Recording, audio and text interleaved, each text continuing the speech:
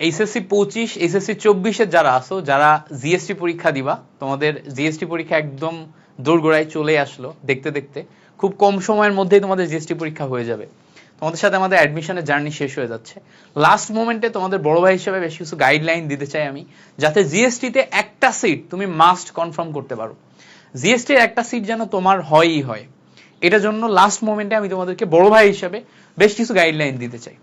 প্রথম কথা হচ্ছে যে জিএসটিতে যারা চাইছো এতদিন যাবত পড়াশোনাটা করে একটা সিট তুমি কনফার্ম করবা, এবং এরপরে জিএসটির যে কোনো একটা ইউনিভার্সিটিতে তোমার ফার্দার পড়াশোনার ক্যারিয়ার আগাবা বা ক্যারিয়ার প্ল্যান করবা ওখান থেকে, তাদের জন্য এই লাস্ট 10 দিন অত্যন্ত গুরুত্বপূর্ণ। মানে কতটা গুরুত্বপূর্ণ এটার গুরুত্ব যদি আমি বোঝাই, তুমি বিগত 4 মাস যা পড়াশোনা করছো, যতটা এফোর্ট দিছো, এই 10 দিনে ওই 4 মাসের দ্বিগুণ 3 গুণ বেশি এফোর্ট দিবা।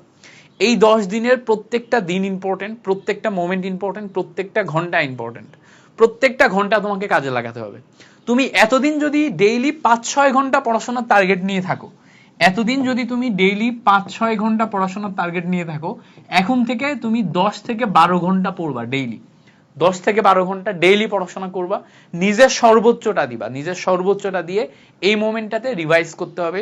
তোমার বেশ কিছু নিজস্ব স্ট্র্যাটেজি সেট করতে হবে। পরীক্ষার হলে তোমার বেস্ট আউটপুটটা দিয়ে আসতে হবে। মাথায় রাখতে হবে, তুমি যতই পারো না কেন, তুমি যদি পরীক্ষার হলে বেস্ট আউটপুটটা না দিয়ে আসতে পারো, তাহলে কিন্তু কোনো লাভ নাই।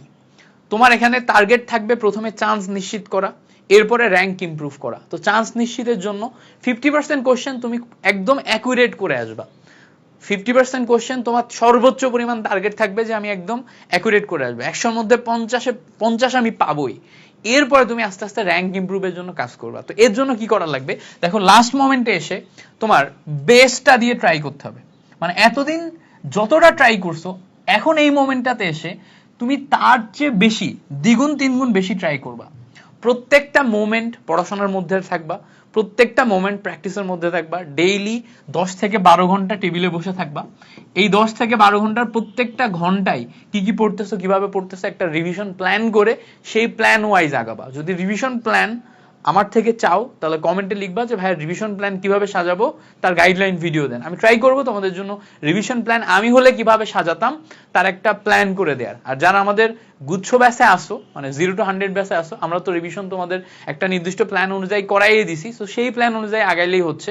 বাট যারা নাই, যারা এর বাইরে পড়াশোনা করতেছো, তোমাদের জন্য ইনশাল্লাহ আমি ট্রাই করব আমার মতো করে একটা প্ল্যান সাজায় দিতে। ওইটা দেখে তুমি তোমার মতো অ্যাডাপ্ট করে নিবা। বাট একটা প্ল্যান ওয়াইজ পরবর্তী এই 10টা দিন তুমি A to Z রিভিশন দিবা।